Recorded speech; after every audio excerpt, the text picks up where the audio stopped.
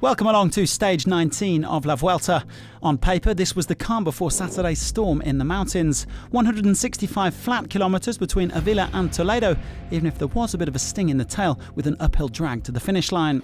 Well, CCC, Katusha Alpecin, Bora Hansgrohe and Kaya Rural quickly moved to the front of the peloton, working for their sprinters, as 10 riders, including some familiar faces, went up the road.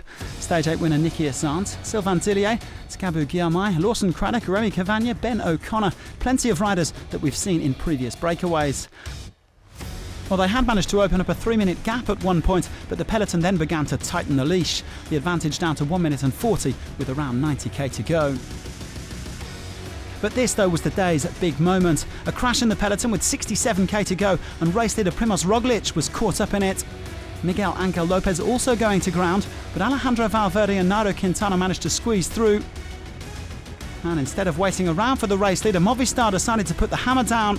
The Spanish team not necessarily winning themselves too many friends here, but before long they had a gap of 1 minute on the Roglič group.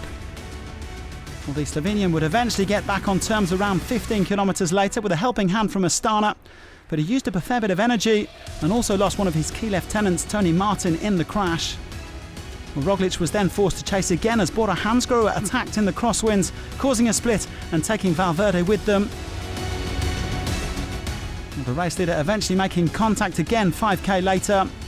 And with all this drama in the peloton, the breakaway still had a lead of over 1 minute. But with 25k to go, Cavagna launched a bold solo attack. Well, there was no real reaction from either the break or the peloton as the French time trial specialist moved around 30 seconds clear. Well, Arndt and Craddock eventually trying to chase him down, along with Bruno Armirail of Groupama FDJ. But Cavagna continued to resist. Well, the peloton would finally catch up to the other escapees with 1.5 kilometres remaining, but Cavagna still had 30-odd seconds. A real game of cat and mouse. The Deceuninck Quick-Step man giving it his all on the final hike to the finish line and securing a memorable victory.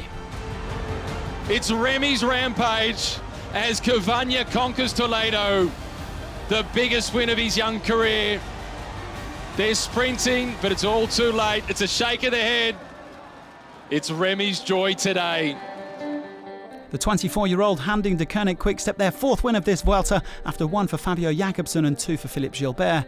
Sam Bennett battling to second place, followed by Zdenek Steibar, Gilbert and Valverde.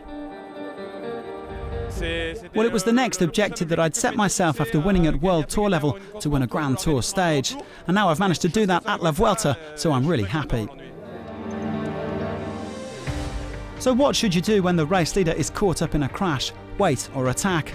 Movistar appeared to have chosen the second option where Roglič went to ground, but they eventually eased off and let it all come back together. There's no official rule, of course, it's down to the riders and teams to make that decision. Whatever the case, Jumbo-Visma are sure to be feeling the after effects of that crash tomorrow. Roglič nevertheless remains 2 minutes and 50 seconds clear of Valverde, the 2009 winner. Quintana's third, but Lopez and Pogačar aren't too far behind in the battle for the podium. Roglič still in green as well, even if he hasn't had a chance to wear it yet. Bennett is 29 points back in second place. Geoffrey Bouchard will be crowned the King of the Mountains tomorrow unless Angel Madrazo can take every single point on offer. And just 32 seconds separate Lopez and Pogačar before their final shootout to be the race's best young rider. Tomorrow's decisive 20th stage will be Roglic's 10th in red, and if he can survive Saturday, he'll win La Vuelta 2019. Un intento más, es un intento más.